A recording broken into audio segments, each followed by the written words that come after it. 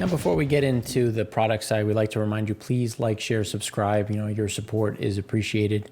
When we look at the products overall, the new product demand, when we look at products supplied, last week it was 2 weeks ago, it was 15.43 million.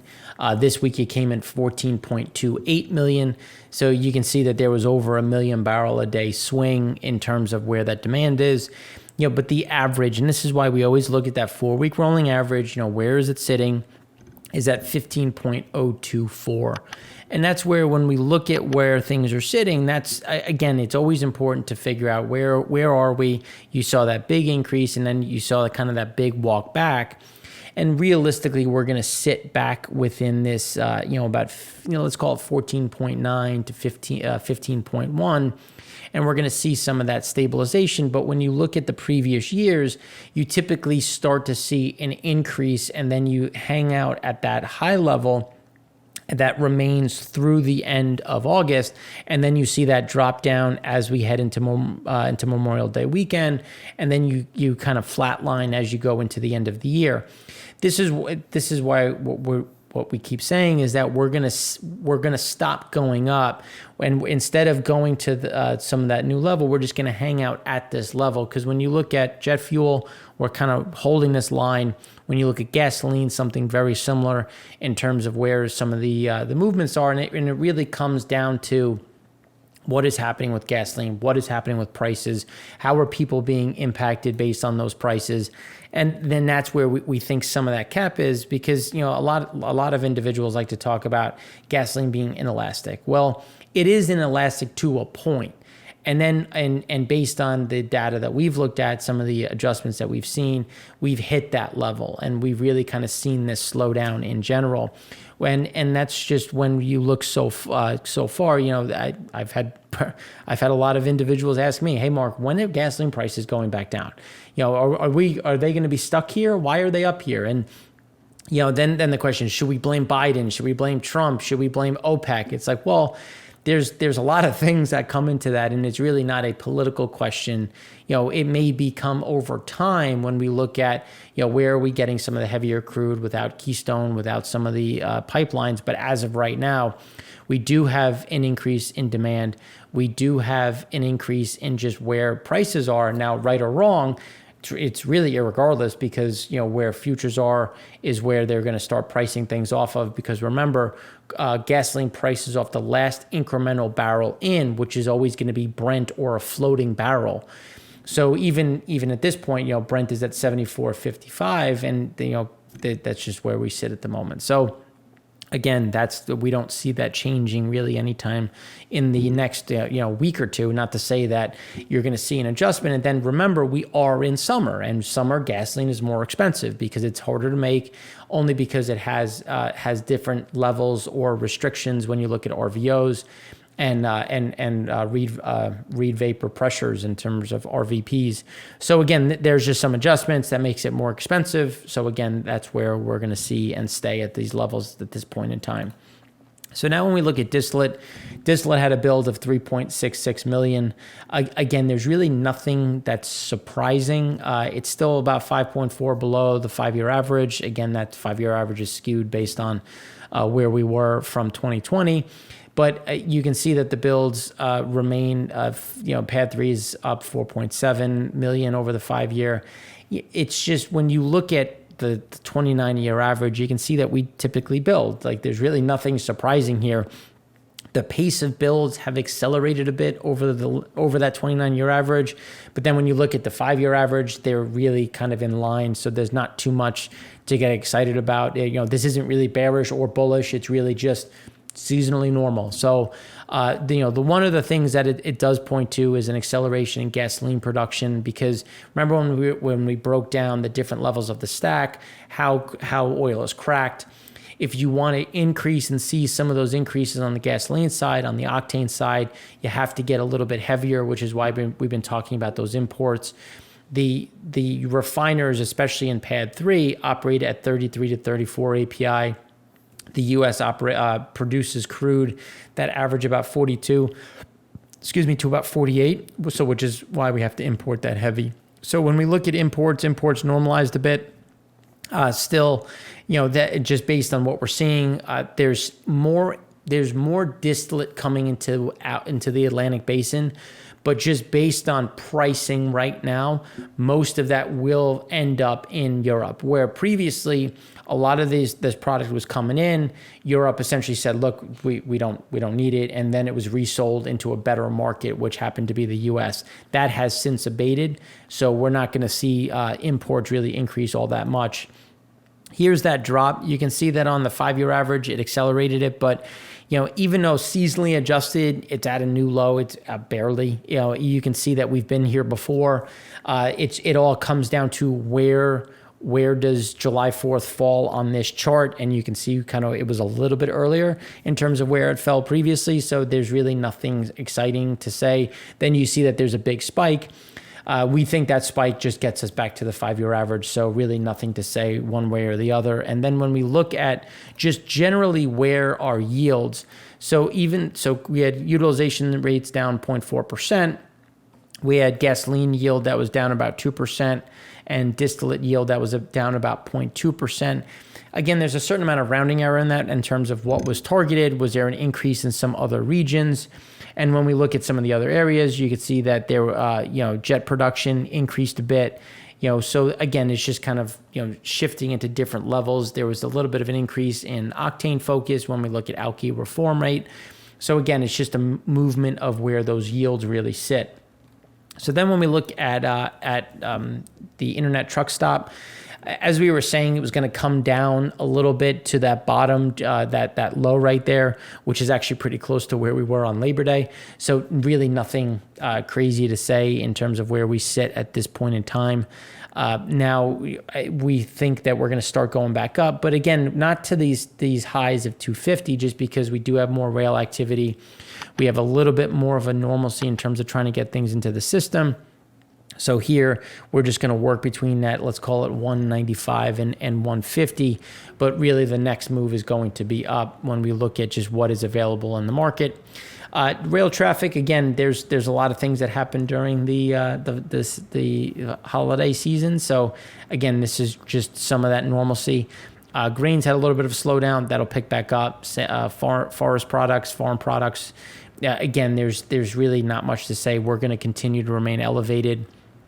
When we look at petroleum and petroleum products, that's something that is going to be fairly flattish when we look forward.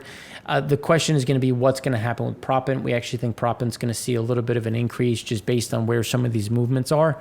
And then intermodal is going to continue to remain robust. It's hard to stay robust constantly, but when we look, over that time period, we're going to stay in those lower to middle double-digit levels in terms of just where that intermodal is.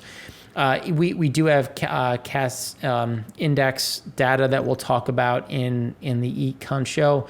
They still remain strong. The payments are still coming through. Companies are still price takers. So again, rail is going to remain supportive in general.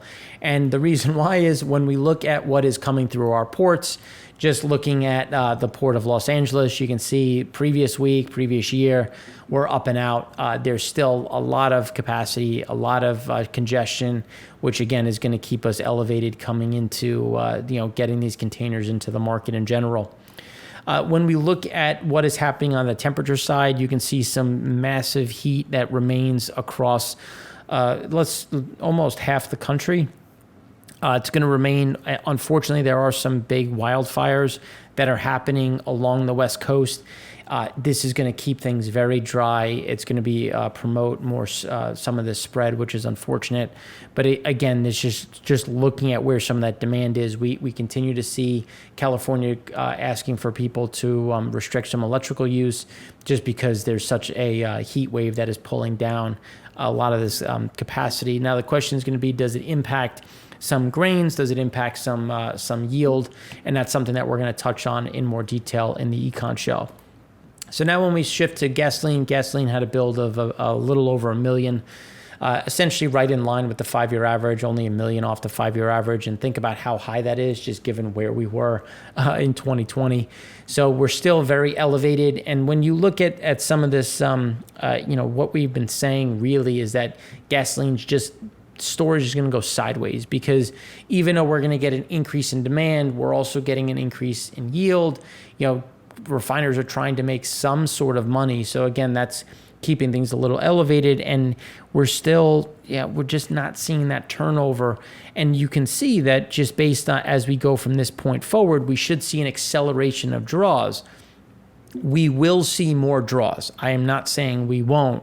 It's just the pace of those draws will remain a little lackluster, just given where demand being a bit lower from where it normally is, production being fairly seasonally average, obviously on the low end, but still elevated. And we still have imports. So imports increased 103,000 barrels a day into Pad 1. Pad 3 saw an increase, and Pad 5 saw a decrease of 173,000 barrels a day, netting us to an increase of 28,000 barrels a day into the U.S., which took us from about 1.02 million to about 1.044 million. So again, we're still over that million barrel a day mark. I think some of these numbers are a bit skewed. I would say it's probably moving back down. It's closer, unlikely at this point, closer to about 950. Because remember, last week we said that some cargoes got redirected away from the New York harbor. So it was just going to be a matter of when do these get loaded into the system. And here's where we get some of that pickup. We will see that drop back down. It's still going to be still remain strong. It's still going to stay over 750,000 barrels a day. It's just, when you look at the 5-year average, it's still 362,000 barrels a day over the 5-year average. The issue is going to be, the imports will stay strong. There's still a lot of gasoline in the market. We still remain one of the better markets in the world, really. So we're still going to attract some of that capacity, especially into Pad 5. So Pad 5 is going to be the kind of that delta to watch. Pad 1 will remain elevated, even though that ARB remains tough going from Europe into the U.S. So that will decline. But Pad 5 is the one where we're going to see that remain elevated. And again, keeping us, not seeing that accelerating drop down in gasoline. And here's Gas Buddy data. As we said last week, we were going to kind of peak on July 4th, and then work within up 1%, down 1% week on week, and this is where we sit. And when you look back over the last 6 weeks, we're right there. Like, there's not too much that we've seen change in general. And as we keep talking about, when we look at what are the expectations of vacations? What are the sporadic? And we're just not seeing any additional. People scheduled, they're going on vacation. Vacation time is July, August. That's going to remain the case. It just won't be at the levels that we've seen in previous years. And again, this is something that continues to play out in this number. When we look at according to Gas Buddy, weekly U.S. gasoline demand fell 3.4% from the prior week, or 0.4% below the 4-week average. Again, right in line with that 4-week average. Again, up 1%, down 1%, versus that, where that midpoint is. And so far this week, gasoline demand for Sunday increased 13.9%. After last Sunday, fell 15.1%, obviously based on the holiday, and demand was 0.8% higher over the last 4 averages. But then when we look at Monday fell 7.4% from a week ago. Obviously, we had people driving for the holiday. And so it was 2% below the average of the last 4 Mondays. Tuesday demand fell 6.5%, which was still under the influence of July 4th travel. It was also 2.8% below the average of the last 4 Tuesdays. So this is where, but as we go forward, we should start to see some of that normalization, but just it's important to look at it against the last 4 Tuesdays, because we're still dropping down. Some of that is skewed from July 4th. That'll start to abate. But one of the things that we've been saying is a lot of people were kind of itching to go and see family, and that was what July 4th was. Now that we've seen that, I think we're going to start to see that level. And then obviously Descartes sitting there at about 9.25 million for the week, which again is just low for where it is, because they've historically been about 200,000 to anywhere from 200 to 500,000 above the EIA.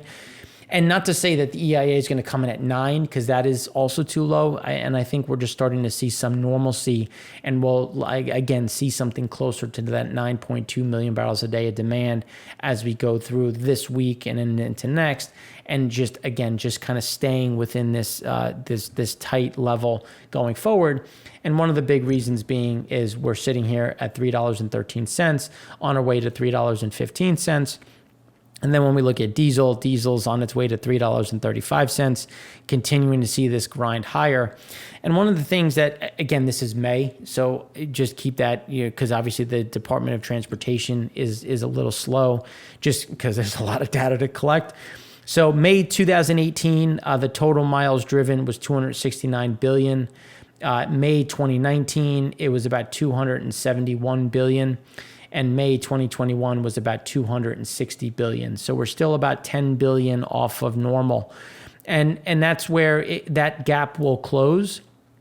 But it's important just to look at where we are against historics. And it's just going to be a matter of time before we see that happen, because again, there still are some spreads. There still are some people that are hesitant to do a little too much. There is some normalcy, but again, what does that normalcy look like? And then what is the cost of normalcy? When you look at inflation, when you look at rates, and trust me, we're going to go very deep on the inflation again in the Econ show, because we've been very right on it. And we just want to show like what is coming, like what happened, what do we think it means, and where are we going to be in July and August, because again, inflation isn't going anywhere.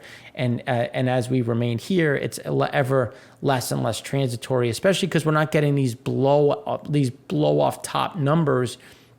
On the inflation side, we're sitting at 5.5%.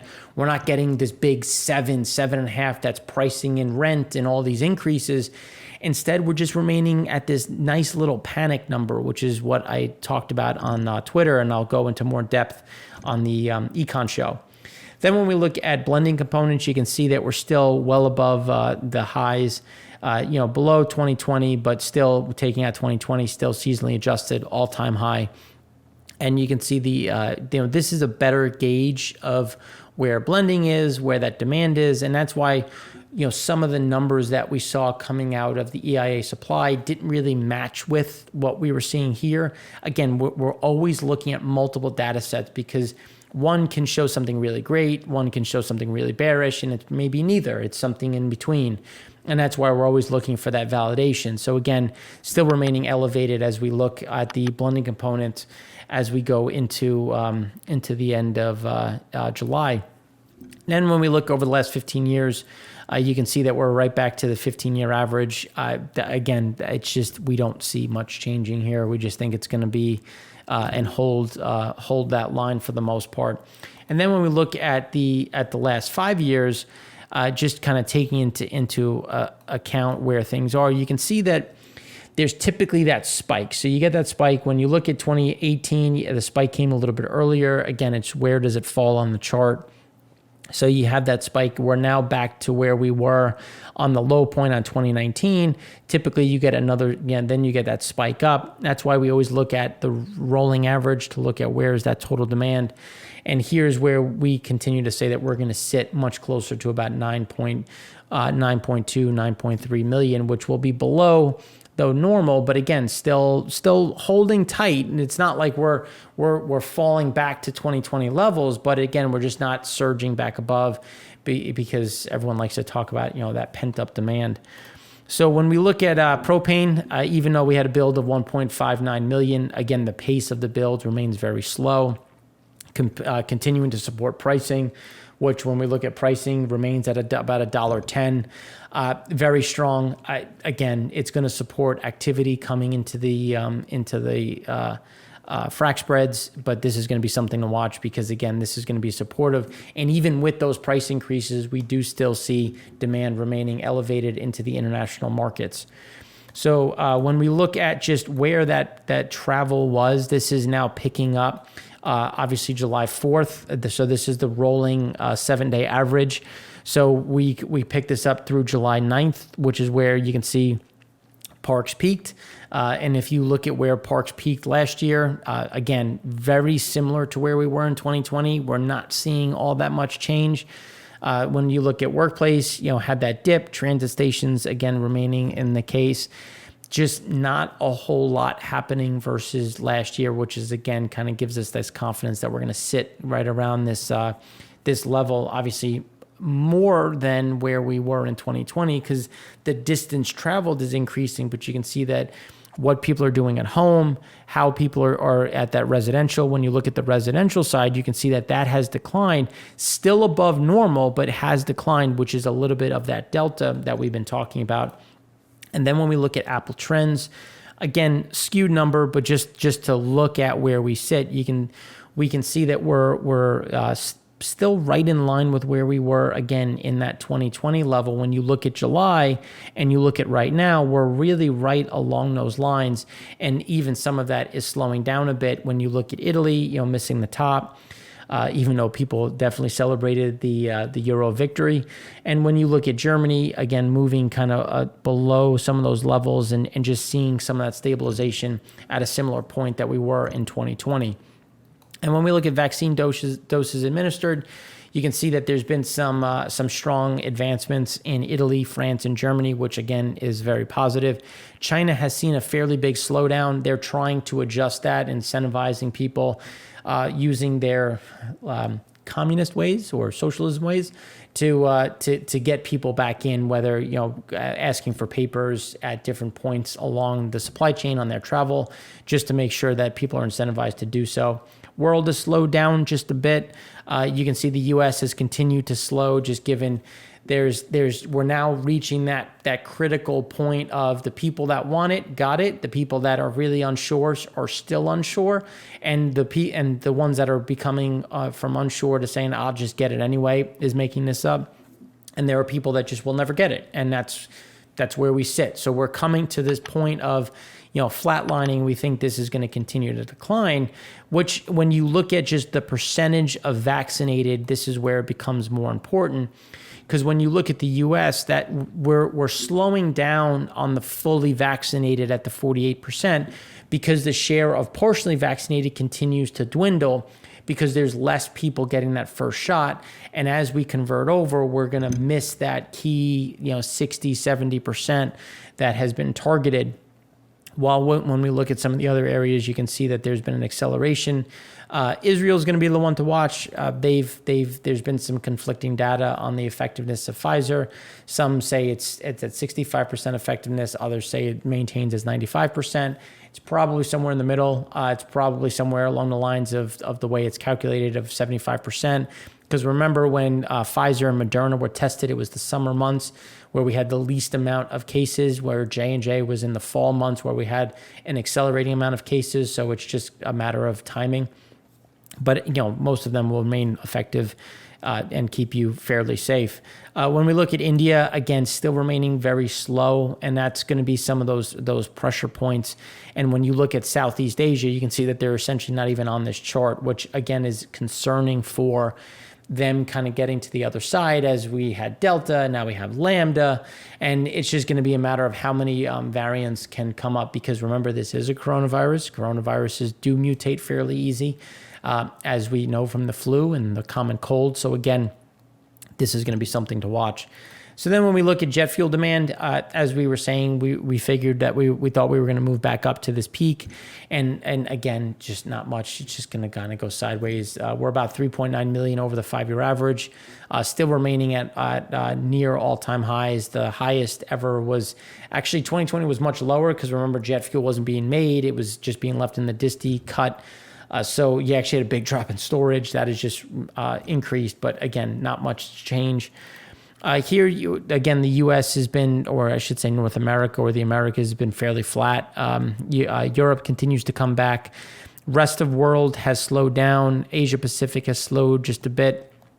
You can see the average number of departures per day increased by about 1,690 week on week as the airports tracked. Then when we look out 11 weeks ahead, there's been a decline of about 1%. This is a slower cut following larger cuts during the previous week. So there's been some just compounding cuts as we look forward 11 weeks. And what does 11 weeks capture? Post-summer. So We have an increase in flying during the summer months, aka vacations, and then a decline during the non-summer months as we go into shoulder season. So not much said. APAC cut more than other regions, down 3.3%, lower than this time last week, across the next 4 weeks as the region falls behind again in the COVID problem. So that's just one thing. And then when we look at TSA passengers, again, not much to say one way or the other.